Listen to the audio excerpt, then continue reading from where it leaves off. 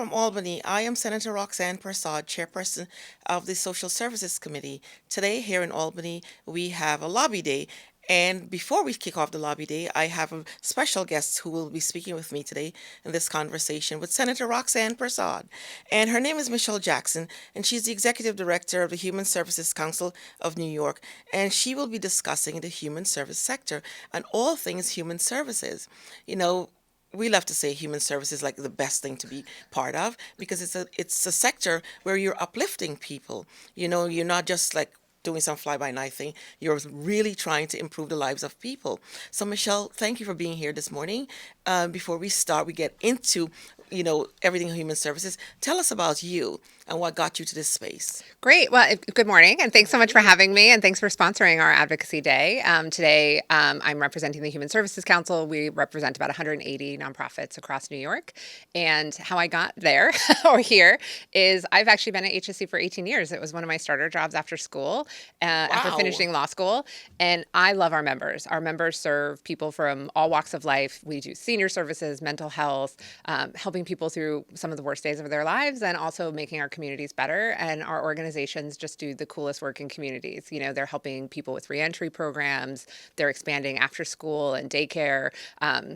And they're just like so committed to their organizations that it's made me really inspired to stay at the organization and really help build the political will of the sector to be seen as, the force economic engine that we are, how many people The that we serve. important engine. Absolutely. And so it's been really, a great trajectory for me to be able to start at HSC. And now we have the Just Pay campaign to end government sanctioned poverty wages. Our workers are some of the lowest paid workers in New York. And so this campaign is really inspiring. And we're happy to be here with you today to talk more about the importance of that workforce. Yeah. So tell me, who would you define as that workforce? When you say the human service sector, people tend not to understand it. And it covers a wide cross section of workers, but people Mhm. don't know who they are. And, when you ask the agencies, who's defined as human service, they still can't tell you. It's like a hodgepodge. Right. And they say, oh yeah, this person is, but this person is probably is not. But they're all doing the same thing. So who do you define as human services worker? Yeah, and we typically do define human services by giving examples, right? Even I did. Mental health services, behavioral health services, after school programs, those kind of things. And so Domestic violence domestic services. violence, homeless services, Almost, it's so yeah. many different things. And so for me, we really define, for our membership and also for, the work that we're talking about today is they're nonprofit providers who contract with government. Obviously, there's lots of nonprofits who do the same services but don't. But in our world, we're looking at over 800,000 workers across the state who do nonprofit human services work, which is work in the community. So that is homeless prevention, immigration, immigrant legal services. So there's, after school basketball programs, like weekend sports camps, senior services, where your grandma goes play bingo or mahjong, right? Like it's all a whole range of services. And one of our partner organizations says twinkle to wrinkle, right? Like kids Okay. kids to senior services, which is such a, that's a very Twinkle to untechnical winkle. term. We love that. And so those are the types of programs, and the workers are everyone who works there. The person who welcomes you, the security staff who keeps you safe, the janitorial services that clean up after the kids leave, and obviously the case managers, social workers. The human services workforce is remarkably diverse in terms of the jobs that we do. What the common thread is that we're serving New Yorkers in their communities, in their neighborhoods. Good. So, well, thanks for that because course. many people don't know. And so I'm going to go through some of the things I wanted to touch on today with you. Um, so many human services workers are underpaid, as you said. Can you tell us why that they are not seen as needing to be paid the same as everyone else across the workforce when they are providing such critical services? I think it stems from where the nonprofit sector started, right? It was really considered women's work and volunteer work. Like this is going back hundreds of years, right? So, now it's a completely professionalized workforce. It used to be something that particularly wealthy women did on the side. And to be honest, like that's where the sector started. And then there's kind of the Catholic workers movement and all these different groups who really came together to serve communities. And it's over the course of the last 30 years been professionalized in the sense that government has realized the importance of those human services and has funded out to nonprofits to do that work. So that's one of the reasons it's underfunded is kind of the systems that we operate in of like what work has value, and kind of helping work and women's work has always been undervalued, right? I mean, think of And we nurses. just celebrated Women's International Exactly. Women's Day yesterday, Um, and we're still fighting ex- for the rights of women. Absolutely. And this workforce is overwhelmingly still women and people of color. It's over 70% women. It's over 70% people of color. And immigrants. Absolutely. It's a heavily the heavy population of immigrants who work in that sector. Absolutely. And it's also professional. I think that's something I really want to make sure is like 61% have an advanced degree. So they're social workers, case managers, and people who have gotten college and post-college degrees to do this work. And one of the reasons we're undervalued is the government has not invested. They contract with nonprofits. Those contracts last 5 to 10 years with no inflation. Inflation. There is, as you know, you're championing our bill to get the TII, targeted inflationary increase, back into the legislation. But under the previous governor, there was not any kind of inflationary increase for over 15 years. So the sector lost ground. And so, one, there's kind of the stigma of what this work was historically, and then coupled with a state government that was not investing to kind of just keep up. And nonprofits want to serve our communities. They don't want to say no to doing work, and they try to make it work. And so that ends up with the nonprofit human services workforce being the second lowest paid industry in New York, right behind restaurant workers. So that's And how, we look that's how at you get we there. look at human service workers and say they're essential, right? Someone is coming to a home, say for example, a home health worker going to someone's home. It's a critical position, right? If they're not there, that person doesn't have the services. So we look at them and say they're essential workers. But then again, then we look on the other side of it, and we're not paying them, Right. right? And so that's why when we're fighting for the TII to be increased, and listen, if it's up to me, I'm like, okay, 5%, 6%, and then you see the in the budget proposal, 1.7% and all of that, and then we go back and say, okay, can we get 2.7%? Then we have another part of the sector that says, wait a minute, we need 3%, But so we're trying to land on a number that we know will be fair and that everyone can live with. So what number do you think that number is? So for this year, we're asking for 2.7%, which is really just the consumer price index. How much inflation? That's it. It's the bare minimum of inflation. And the sector needs a lot more than that. So I just want to be very clear that what we're Yes. fighting for, we're not asking for more this year. We knew it was going to be a tough budget year. 2.7 is just the bare minimum to kind of keep up with how costs have gone.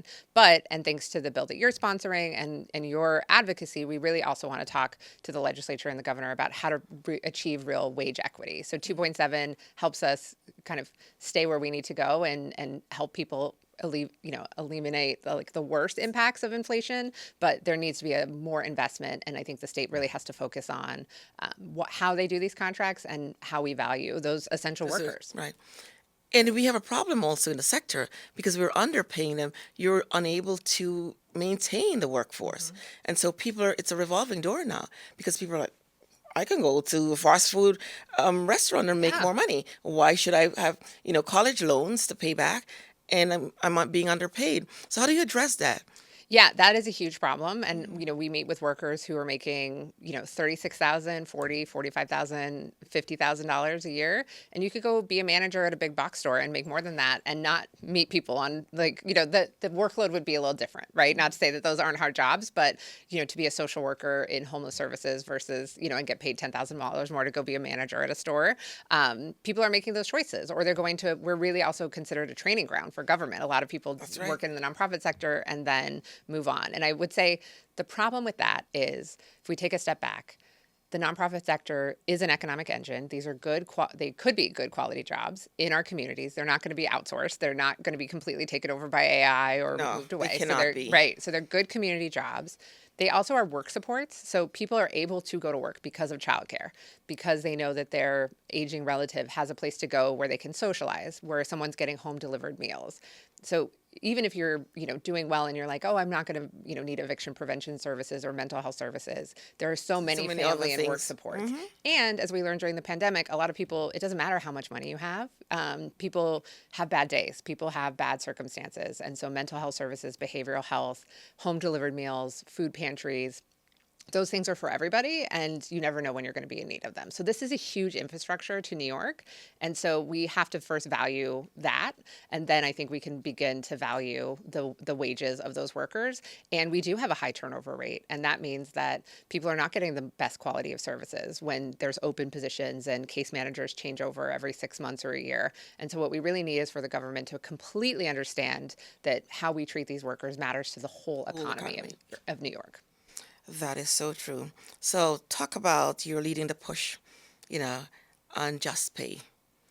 Yes, we're here today. Define just pay. Yeah, just pay. So we have a couple of fun ways of defining it. For these purposes, I'll stay to the rated G versions. Is Uh-huh. we one of our members, David Garza at Henry Street, is the one who coined the phrase in a meeting, and he said just pay. In the sense of Just pay us. just pay us, and then just. This is a workforce that's working for justice in the community. So pay us justly. Pay us for the work that we're doing. We get paid 20 to 30% less than government workers who do the same jobs. So it's a sense of like just pay us already, and then also just pay. That these are workers who deserve justice and are helping our communities achieve justice every day. And that's why, part of my bill is talking about the equity, and the Absolutely. parity. I mean, ensuring that everybody, because you're in contract A and you're part of a different agency, you're doing the same work as someone in contract B and you're receiving less. Right.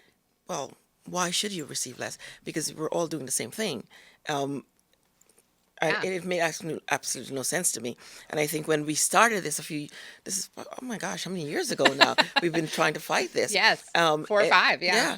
And the former assembly member, who's now in this New York City Council, we were fighting this. And, I remember standing in the city in the cold, talking about this, trying to have people understand the importance of just pay. Well, we didn't call it just pay at that time. Yeah, we hadn't We gotten hadn't the name coined yet. that as yet. And so we were like, but why? Why not? And then people would come up and who were passing by and say, well, my mom worked in that industry for how many years, and she could not afford to buy X, Y, and Z. We still had to live on social service benefits, right? That should not happen. Absolutely. And we're saying, we tend to say, we're such a rich state, we're such a rich country. But people who are working to take care of the most vulnerable amongst our population can't survive, can't thrive without additional government subsidy. Absolutely. And that's why we're so lucky to have you as our champion, because I think a lot of these things, first, your understanding of the sector and your passionate defense of what we need. And also, this is a very technical issue, right? Like government contracts it's not a sexy It's not. topic. Who gets left out and who, which contract A, contract B, during a budget season when there's so many important issues. So your bill to make sure that the TII is expanded to every human services program and done equitably, justly, is so critical. So we need the 2.7% in the budget, and As we a need to start. make sure everybody gets it, right? And that's huge. So we're just really lucky to have you as someone who can merge the passion with the technical to make sure that these things get done correctly. And that's really what we need in this year, just this year. Just this year. We need a lot more. We're starting. We've been starting. Every year we're like, we're starting. But we're finally got to this point where we're like, enough is enough. We have to Absolutely. have it done. And, my staff has gone through the social service, all the registries and checking which category should be this, and including them one by one by one, and checking with the agencies and finding out. And, sometimes you hear, well, it's part of a contract agreement. What does that mean? Right. It's still a workforce that we need to take care of. Absolutely. And so, despite when you're negotiating the contract, it should always be in the forefront that, wait a minute, these are people who we must pay adequately. Who if we're not paying them, we have a huge problem, because if everyone walks away from the human service sector, what happens to our economy? Right. What happens to our society? Right. The people who need them the most. Yeah. You don't want them walking away and going to fast food. Let me tell you. Yeah, absolutely. And by the way, that's a reality. In California, they actually invested billions of dollars in behavioral health last year, and they won't be able to enact those programs for at least 4 years because they don't have enough trained workers. So it's not a a hypothetical situation. We're seeing it play out, and that as people are realizing, like, this kind of hidden workforce, this hidden network of helping people every day, has disintegrated. That, we will see that in New York if there is not more investment And in our the mission sector. is not to see that in New York. Absolutely. We cannot see that in New York. So, my bill is aiming at addressing all of these challenges that we're talking about. And, if tell me, if we truly achieve a fair pay and stability in the human sector workforce, what would that mean to the workers? What would that mean to the entire sector? I mean, it's huge. So there's 340 workers with us right outside today, ready to rally. I was Thanks going to to ask you you. that number. I'm like, how Yeah. many people are here There today? are Yes. 340 people from across New York. We have a bus from Westchester, Syracuse. We have 5 buses from New York City. We have people from Rochester. Like, we have, they took the train. And so we have people from all over New York who are joining today, just as a small sampling of the 800,000 workers strong across New York. Well, And they can all leave their job and come out here right. today. We need a lot of We people to need stay them. back. It Yes, takes, yes. so they're representative, but to get 340 people up at 6 a.m., shows the importance of any issue, Yeah. right? And so they'll be here all day, making sure that the message is heard about just pay and the need for the 2.7 and for your bill. And what it looks like if we can really invest in this workforce is a huge boom to the economy. A huge influx of really qualified workers who will be taking care of you, your peers, your family, your friends, in many different ways, and we'll have a stronger New York. And that's really at the bottom line. That's why these people show up every day and do this really hard work, is because they are dedicated to helping people on some of the hardest days build a better life, lift themselves out of poverty, help them after a fire, help them get some food. It's all of those different things, and we'll have a better New York when this workforce is paid justly and treated the way that they deserve to be. And you just continue to say, just pay. Just pay us. Just pay. That's it. That's all we're asking. Sounds so simple. We're not asking for anything that we're not entitled to. Exactly. And by the way, this is not an entitlement program. Not at all. This is not entitlement. These are contracts that the state knows are important, just like roads and bridges, filling potholes, paying for infrastructure, paying for We technology. didn't even talk about potholes. Exactly. No, maybe it's a bad example, right? As we're driving through these winter roads. But, the government pays for all sorts of services. And so this is not a subsidy. This is not a grant to nonprofits. Right. This is work that New York sometimes is legally mandated to do, like legal services and other pieces, and feels obligated to do. And so they need to pay justly for that work. Yeah. So look into the camera and tell the general public and tell the leaders in the legislature, in the governors, the executive, everyone. Tell them why this is. I want you to just tell them. Why is this extremely important that we do it? Hi, everyone. The human services sector is an essential and critical workforce. You probably on a daily basis touch a nonprofit in some way, whether that's a basketball program on the weekends, your grandmother or aging relative utilizing services, community centers on the weekends, helping you with eviction prevention or legal paperwork. There is so many ways in which nonprofits touch the lives of every New Yorker across the state. And this workforce is essential. It's over 800,000 people, overwhelmingly women and people of color. It's a huge economic engine, and we need to care that they're paid justly for the work that they do to lift up that economy and make sure that when you're having a bad day, you have a nonprofit to rely on. Thank you. Thank you. Anyone who does not understand that, just remember, look it up and say just pay, because just paying the person may be someone who has to come into your home to take care of your loved one. So, I'm Senator Roxanne Persaud saying thank you for watching us today as we talk about the Just Pay campaign. And it's not just some tagline, it's reality. We must pay the human service workforce what they deserve. So thank you for joining us, and we'll see you again on Conversations with Senator Persaud. And thank you to my guest, Michelle Jackson. Thank you for having us, and thank you for being our champion. We couldn't do this without you. Oh yeah, we're all in this together. Absolutely. Thanks everyone.